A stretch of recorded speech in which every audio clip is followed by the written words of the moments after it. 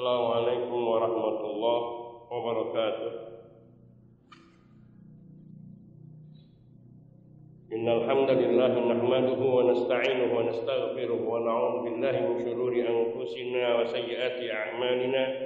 Man yahdihillahu fala mudilla lahu wa man yudlil fala hadiya lahu.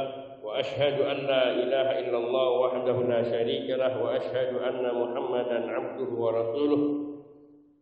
Sallallahu alaihi wa ala alihi wa sahbihi wa sallam. Amma ba'du. Fa ya ikhwani fid din, azani Allah wa iyyakum jami'a wa rahimani wa rahimakum. Kita masuk kepada bab berikutnya, yaitu at-tasammi bi qadil qudati wa nahwi.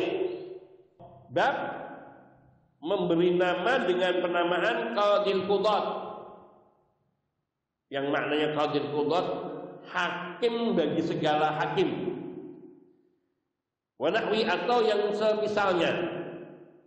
Malikul muluk, raja diraja.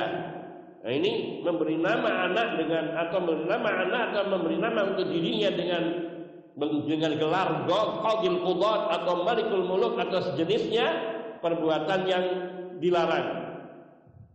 Fi sahihi an Abi Hurairah radhiyallahu taala anhu an Nabi sallallahu alaihi wasallam qala. Di dalam hadis sahih yang diriwayatkan oleh sahabat Abu Hurairah radhiyallahu taala anhu dari Nabi sallallahu alaihi wasallam, beliau bersabda, "Inna akhna asmin indallahi rajulun tasamma malikal muluk la malika illallah."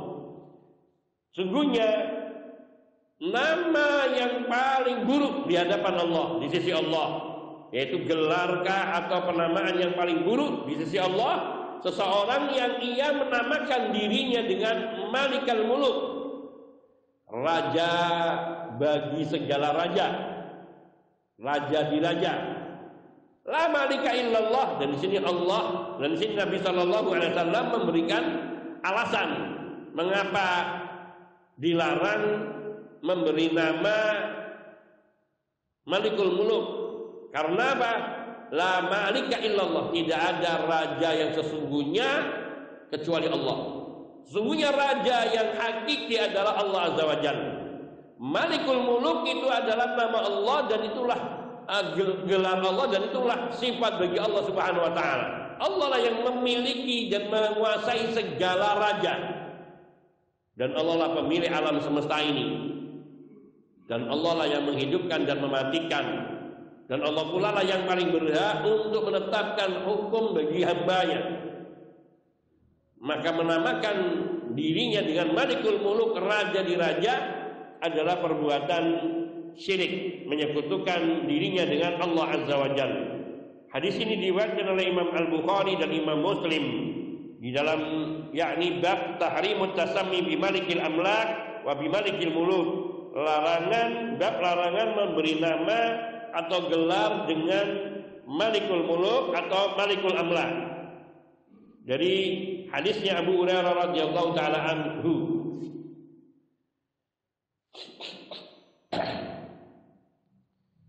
Judul bab ini babut tasammi bi qadil qudat, yaitu wad'u syai'i li nafsihi hadzal ism. Seseorang yang menggelari dirinya dengan nama ini, dengan gelar ini.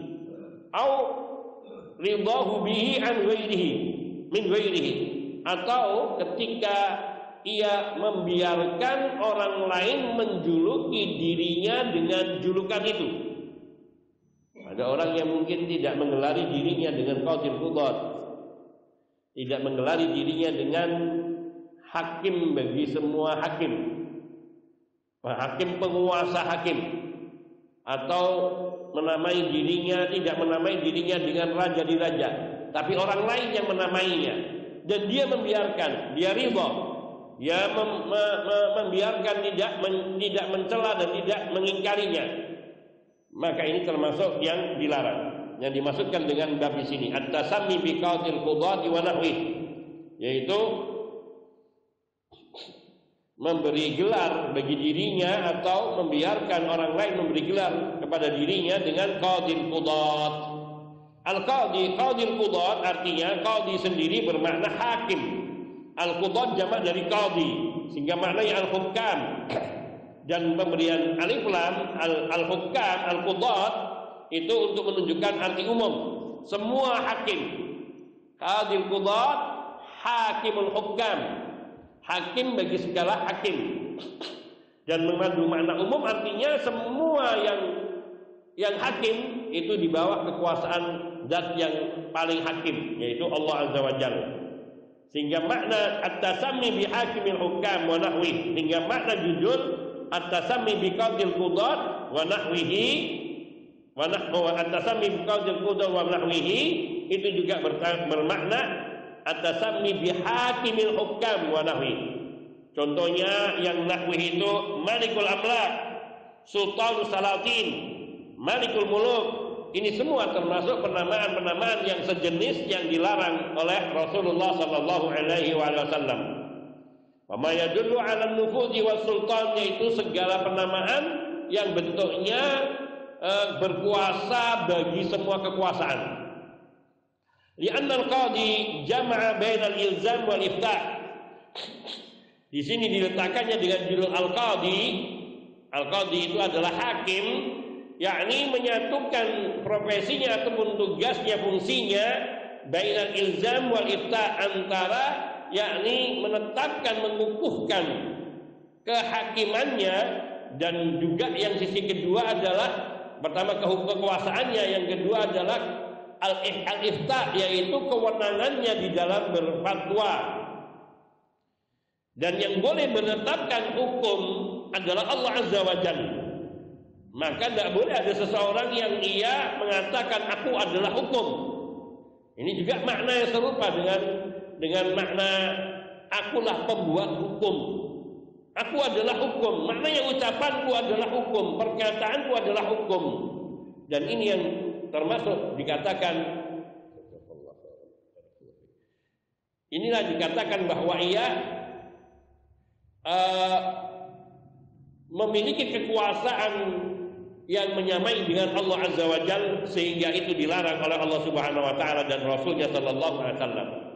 Bi khilafil mufti, kalau disebut sebagai orang yang memberi fatwa mufti, fahuwa la yulzam, dan dia tidak tidak mengharuskan, tidak mewajibkan hukum itu kepada orang.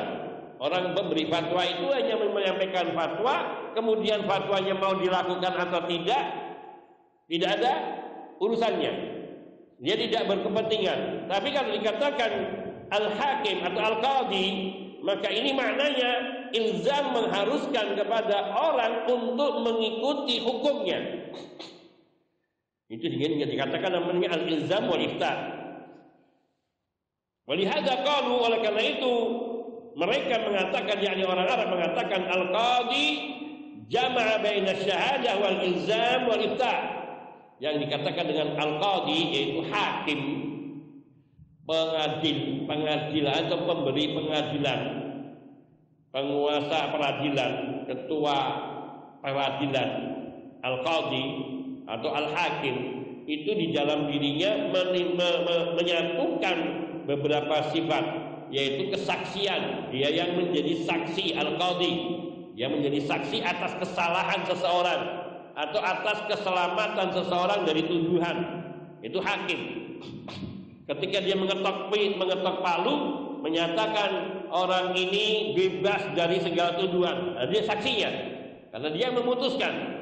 Maka dikatakan oleh para ulama, dikatakan al-qadi artinya al-qadi adalah orang yang menyatukan antara syahadah, kesaksiannya, wal ilzam, yaitu mengharuskan ucapannya dipegangi, diamalkan sebagai hukum. Sehingga ketika dia mengatakan terdakwa bersalah dan dihukum 25 tahun, maka pernyataannya harus dilaksanakan. Itu qadhi dalam hakim. Wal ifta, dan ifta itu adalah pemberian fatwanya, keputusan yang dia tetapkan. Bahwa yashhadu anna hadzal hukma hukmullah, yang pertama dia bersaksi, qadhi itu bersaksi bahwa apa yang dia tetapkan ini adalah hukum Allah Azza wa Jalla. Wa annal haqqa lil mahkumi lahu, dan di sini bahwa kebenaran itu untuk orang yang dihukumi, orang yang diputuskan hukumnya. al-haqqa lil mahkumi lahu al mahkum alaih, atau kebenaran itu untuk al mahkum lahu yang dihukumi untuknya, yakni yang menghukumi untuknya itu orang yang mengajukannya, alal mahkumi alaihi atas diri terpidana atau terdakwa. Ini kebenaran itu dimiliki oleh yang yakni orang-orang yang mengajukan hukumnya atau orang-orang yang berhak untuk mendapatkan keadilan hukum atas diri orang yang dihukumi karena perbuatannya. Ini alal mahkumi alaih. Wa yufti, dan seorang qadhi itu memberi fatwa ayyukhbir anillah an hukmillahi wa syar'i. Yakni berfatwa di sini, yakni seseorang hakim itu memberitakan mengenai hukum Allah dan syariat Allah Azza wa Jalla. Wa yulzimul khasmaini bima hakama bihi, dan mewajibkan, mengharuskan bagi dua orang yang bertikai untuk menetapi apa yang sudah ditetapkan hukumnya oleh Allah Azza wa Jalla. Maka di sini hukum qadhi hakim itu memiliki peranan yang besar sekali dalam menentukan hukum, dan dia tidak boleh berhukum selain hukum Allah Azza wa Jalla. Karena ketika dia berhukum di luar hukum Allah, ketentuan hukum Allah, maka dia telah menempatkan dirinya sebagai tandingan dan saingan bagi Allah Subhanahu wa taala. Karena al-hakim yang sejati itu adalah Allah, sebagaimana di dalam sabda Nabi sallallahu alaihi wasallam, yakni la malika illallah, enggak ada penguasa yang sebenarnya kecuali hanya Allah Azza wa Jalla. Kemudian di dalam pendahuluan bab di sini, munasabatul bab li kitab tauhid, kesesuaian bab terhadap isi kitab tauhid ini. Apa kaitannya judul di sini memberi nama gelar dengan Qadhil Qudat atau Malikul Amlak, Malikul Muluk, atau yang semisalnya Sultan Salatin? Maka apa keterkaitannya dengan kitab tauhid kok sampai dijadikan judul bab? Nah, di sini disebutkan anna man tasamma bihadzal isma faqad ja'ala nafsahu syarikan ma'allahi fima la yastahiquhu illallah. Bahwa menggelari dirinya dengan gelar nama ini, gelar ini yaitu Qadhil Qudat, Hakimul Hukam, Malikul Amlak, Malikul Muluk, Sultan Salatin, pemberian gelar-gelar serupa ini berarti ia hakikatnya telah menjadikan, yakni hakikatnya ia telah menjadikan dirinya sebagai sekutu bagi Allah Subhanahu wa taala di dalam perkara yang tidak boleh seseorang pun memilikinya kecuali Allah Subhanahu wa taala. Karena Allah Subhanahu wa taala yang memiliki kekuasaan, Allah Subhanahu wa taala yang berhak untuk menetapkan hukum, Allah Subhanahu wa taala yang telah mewajibkan bagi kita untuk melaksanakan hukumnya. Maka orang lain melakukan hal yang seperti ini berarti dia telah menjadikan dirinya sekutu bagi Allah Azza wa Jalla. Li'annahu la ahada yastahiq an yakuna qadhil qudat aw hakimal hukam aw malikal amlak illa Allah Azza wa Jalla. Karena sungguhnya tidak ada seorang pun yang berhak untuk disebut sebagai qadhil qudat, sebagai hakim dari segala hakim, atau istilah lainnya hakimul hukam, atau malikul amlak, raja di raja, atau salitu salatin, penguasa bagi segala penguasa. Illallah, kecuali yang berhak disebut seperti itu hanya Allah Azza wa Jalla. Allah lah yang paling berhak dikatakan raja di raja, penguasa bagi seluruh penguasa, hakim bagi seluruh hakim. Hanya Allah. Huwal qadhi fawqa kulli qadhin. Dialah Allah hakim di atas seluruh hakim. Wa huwal ladzi lahul hukmu. Dialah Allah yang menjadi sumber hukum, dan dialah Allah yang memiliki hukum, yang berhak membuat hukum.